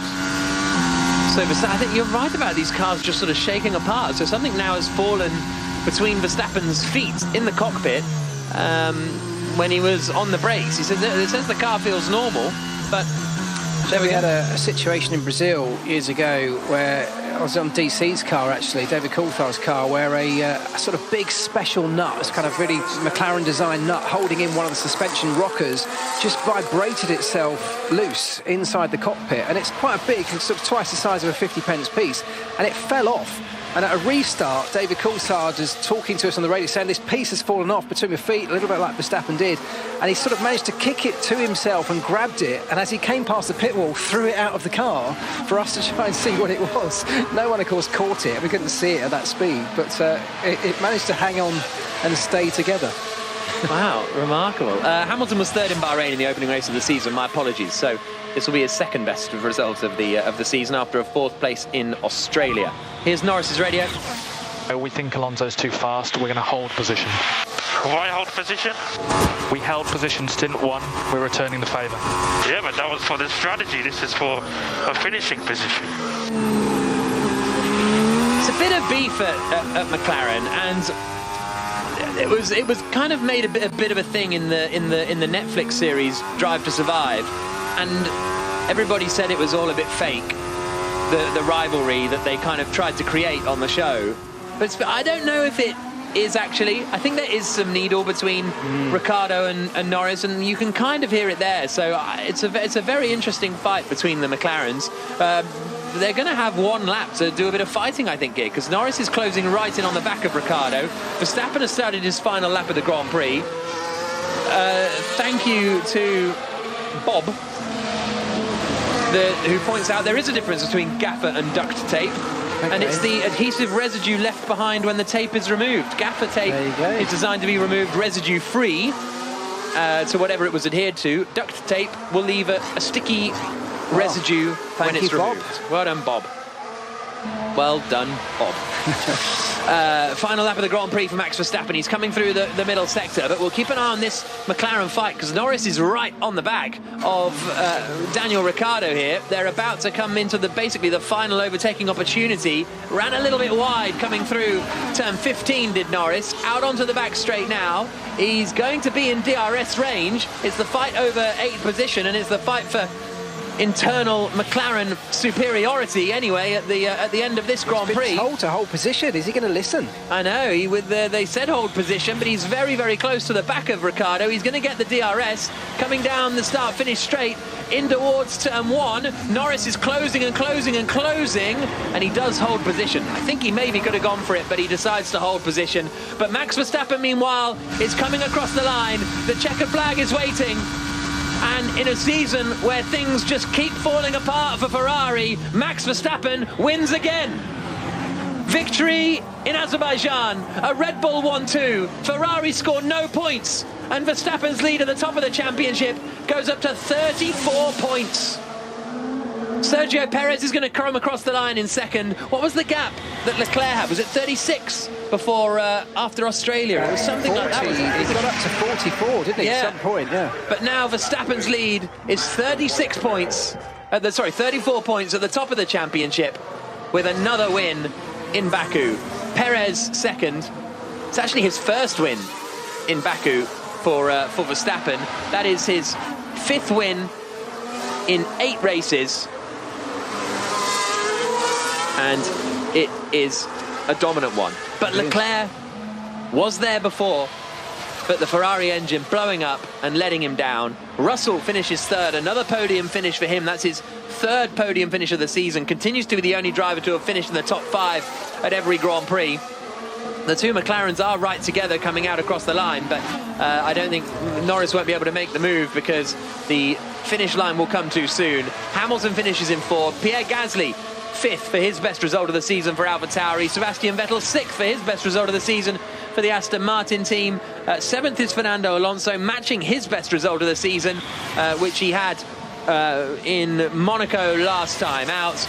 And Norris is pretty close as they come across the line. There's barely anything between them, just 0.3 of a second. But it's Max Verstappen who takes the win. Big lead now at the top of the championship. I was about to ask this earlier, but I think there was some team radio or something. And it's a long season still. But it is. Ferrari can get this back. Well, look, we've seen a 55-point swing in recent races. There's nothing to say that can't happen again. And we've seen reliability issues for Verstappen. We'll now see them from Leclerc. It can still go either way. It's really well driven, Max. Race win today. Nice job. Was that a good race, or was that a good race? You tell me. That was a very mature drive today, Max. Great pace when you needed it, and yeah, well done. Brilliant result. Yeah, amazing result for the team as well. Great job. Really happy with that. Maximum points there, Max, as well. 1st, 2nd. Very good. Obviously, I'm saying that it's 34 points, Verstappen's championship lead. It's actually 21 points, because Sergio Perez has moved up into 2nd in the standings now. P2. Solid drive. Recharge on. Yeah. Good job, guys. Well done, Checo, and a nice point for fastest lap as well. Well done, mate.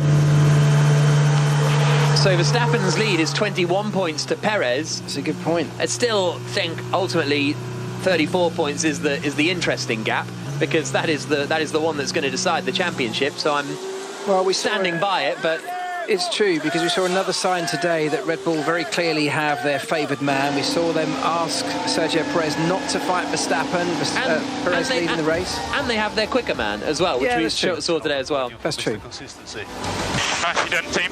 Well done. I think the podium was a bit overstretched today, but we got to be there at the end. Let's keep pushing. Russell satisfied with that podium finish, knows it only came because of the 2 Ferrari retirements, but Max Verstappen climbs out of the car, and yeah, it's still him versus Leclerc. Water dropping down from underneath the halo. Coming out of his drinks bottle, I think. His drinks tube. Yeah, but he jumps into the mechanics now. Big hug with Dr. Helmut Marko and Christian Horner, the Red Bull Motorsport advisor and the team principal, now into his mechanics. and engineers.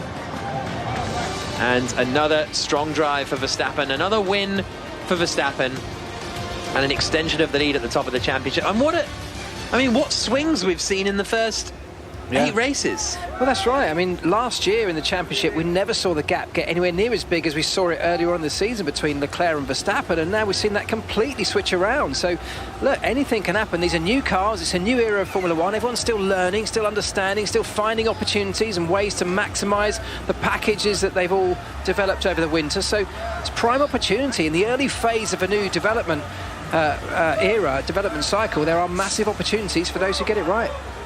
You what, it's Montreal next weekend as everybody goes to Canada for the next race. Not much time to get things sorted if you've had a bad race, like Ferrari with a double DNF. Well, that's something actually I meant to ask Andrew Benson earlier. Would this failure mean that they'll need another new engine? Because we were already talking about they were going to have to take a new engine, and so this means there'll be that and still then another one. So we're looking at 2 weekends where Leclerc will have to take a grid drop, basically. Yeah, and also, of course, introducing one next weekend or next time out will mean that they haven't had much of a chance to actually fix the problem. You can make upgrades or you can make changes based on reliability. They haven't got much time to come up with that solution, so they really are up against it. Yeah, so tough times for Ferrari. Very strong times at the moment for Red Bull, who've had their own reliability problems so far this season, as we alluded to a little bit earlier on, but none have come to haunt them recently. And we're going to hear from the top 3 in a moment, and then we'll be heading to Windsor Park for commentary of Northern Ireland versus Cyprus with Ali Bruce Ball, which kicks off at 2 p.m. Lewis Hamilton is just hauling himself out of his Mercedes a little bit wearily, and immediately puts his arms on his lower back after bouncing around for an hour and 45 minutes. Really struggling with that back by the looks of things, Lewis Hamilton, as he gets out of the car. Finished in 4th position, a solid enough result, but now we will hear from the top 3, Max Verstappen, Sergio Perez and George Russell.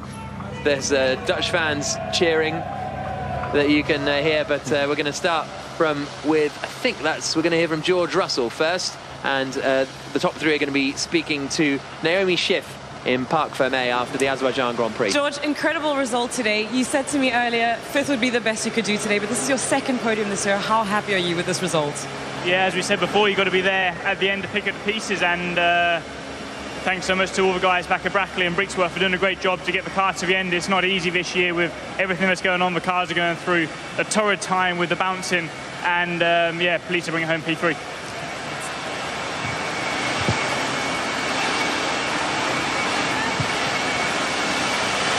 Max, incredible result for you today. It all seemed to come together. Is this redemption for last year? I mean, you can never make up what you lost last year, but I think today we had an incredible pace in the car. We could really look after the tires and we could chip away at it, pass for the lead. But then, of course, also maybe a tiny bit lucky, of course, with the retirement, but I think nevertheless our car was really quick today, so I could have closed that gap. And then, of course, you have a race on your hands. But overall, yeah, really happy with how the balance of the car was today. Well, it all definitely came together today. You had the ultimate pace. What was it that clicked for you today? I don't know, just tire behavior together with just general grip, of course, of the car. And, you know, that's what you need around here, that you can look after your tires. So at the end, you know, to have a 1-2 as a team as well, really good day for us. It seems Red Bull has the better race day car. So how confident are you heading to Canada? I don't know. I think every weekend is a bit different, and you really have to be precise, and you really have to be honored with little things, you know, for the race management as well. So it can swing around every single race weekend. Congrats.